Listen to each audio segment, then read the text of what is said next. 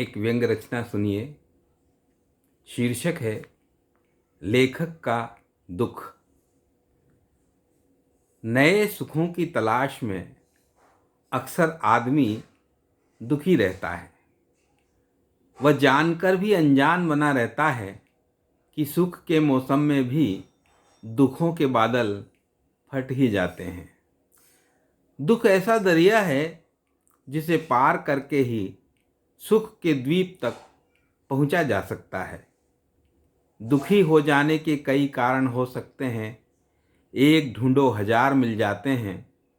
दूसरों को सुखी देखकर भी हम दुखी हो सकते हैं।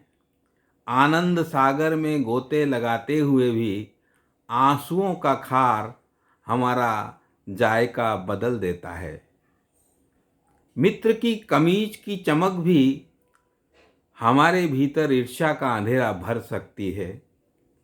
अक्सर यह लगता है कि ये जीवन दुखों का ऐसा दलदल है जिसमें से बाहर निकलना दुष्कर होगा। परंतु यह भी उतना ही सही है कि दुख के कीचड़ में ही सुख के कमल खिलने की संभावनाएं निहित होती हैं। साधुराम जी के साथ भी कुछ ऐसा ही होता रहा है। स्कूल के दिनों में जब माट साहब उन्हें यदि मैं प्रधानमंत्री होता विषय पर निबंध लिखने को कहते तो वे दुखी हो जाते थे। उनकी ख्वाहिश थी कि एक लेखक बनकर नाम कमाएं, दुनिया भर में उन्हें जाना जाए। इसी आकांक्षा के चलते शुरुआत में अखबारों में संपादक के नाम खूब पत्र लिखे। कलम भांजते हुए साहित्य पृष्ठों पर भी जगह पाने लगे। मगर जैसा कि मैंने कहा, अपनी खुशी में भी व्यक्ति दुख के कारण खोज लेता है। बहुत सारा लिखने छपने के बावजूद वे इस बात पर दुखी थे कि कोई साहित्यिक पत्रिका उन्हें घास नहीं डालती। अब उन्हें कौन बताए कि भैया, साहित्य के खेत में बागड़ की घास भी बहुत दुर्लभ होती है। अपने खूंटे से बंधे सदस्यों को ही अक्सर कम नसीब होती है, तो बाहर वालों का भला उन्हें कैसे खिलाएं। खैर, जहां चाह होती है वहां राह भी होती है।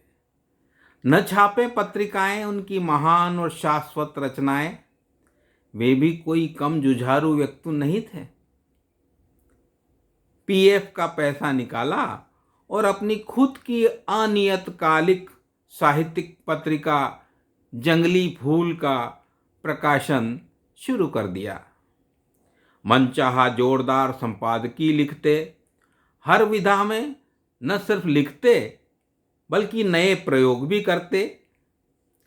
मसलन लघु कथा से आगे उन्होंने लघुतम कथा और व्यंग विधा के आगे व्यंग विचार विधा को स्थापित करने का अभियान अपनी पत्रिका के जरिए आंदोलित किया। अब वे नहीं बल्कि कई नए पुराने लेखक उनकी पत्रिका को और उनकी ओर दौड़ लगा रहे थे। मगर इस पड़ाव पर भी उनका दुख वैसा ही बना रहा। तकलीफ इस बात की थी कि उनके इस महत्वपूर्ण अवदान का उचित मूल्यांकन साहित्य जगत में हो नहीं पा रहा था।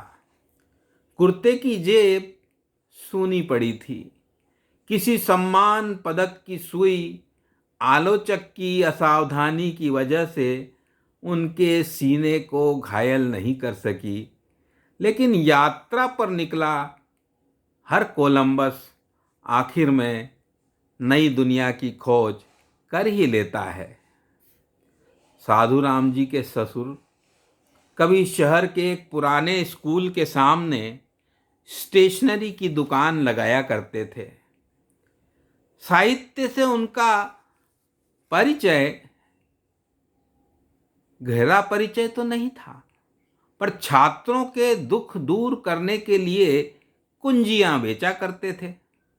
इसी कारण इतना जरूर समझने लगे थे कि प्रेमचंद, निराला, सूरदास, तुलसीदास, महादेवी ये वे महान लोग थे जो प्रतिदिन साहित्य किया करते थे। साधु राम जी ने अपना दुख जब अपने दुनियादार ससुर जी के सामने रखा तो उन्होंने तुरंत उपाय खोज निकाला। ससुर जी ने आनन फानन में साधु राम जी के ससुराल के आंगन में कुछ बीज डाल दिए तो नगर में विलक्षण प्रतिभा सम्मान नामक एक संस्था का अंकुरण हो उठा। संस्था के क्षेत्र के युवा रचनाकारों की प्रोत्साहित करने का बीड़ा उठाया।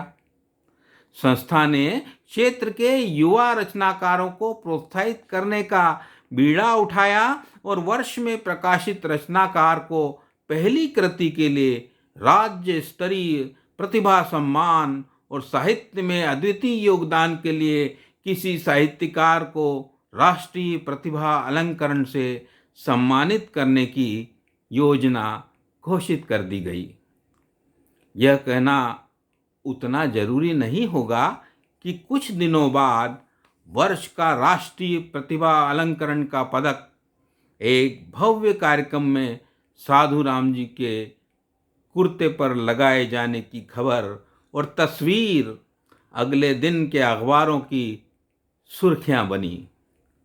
ये अलग बात है कि बॉक्स में छपी खबर के कोने में बहुत बारीक अक्षरों में लिखा हुआ विज्ञापन शब्द शर्तें लागू की तरह दिखाई नहीं दे रहा था। इस प्रतिष्ठा प्रसंग के बाद साधु राम जी की साहित्यिक हैसियत निश्चित रूप से थोड़ी और बढ़ गई। स्थानीय स्कूलों आदि में तुलसी जयंती या हिंदी दिवस पर उन्हें मुख्य अतिथि अथवा भाषण प्रतियोगिताओं के निर्णायक के तौर पर आमंत्रित भी किया जाने लगा। मुझे लगा कि अब शायद साधु राम जी दुखी नहीं होंगे। औकात के हिसाब से उनका उचित मूल्यांकन होने लगा था। लेकिन अफसोस की बात है, मेरा ऐसा सोचना गलत था। कब कोई इस दुनिया में कभी संतुष्ट हुआ है तो साधु राम जी होते। अभी कल घर आए तो कहने लगे, यार ये अखबार वाले दूसरों के लेख छापने के बाद अंत में कोष्टक में क्यों लिखते हैं कि लेखक जाने माने साहित्यकार हैं।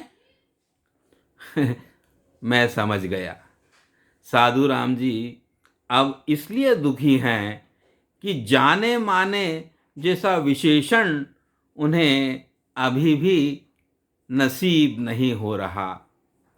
कहीं कोई जुगाड़ हो तो बताइएगा भाई। धन्यवाद। पुनः पधारें।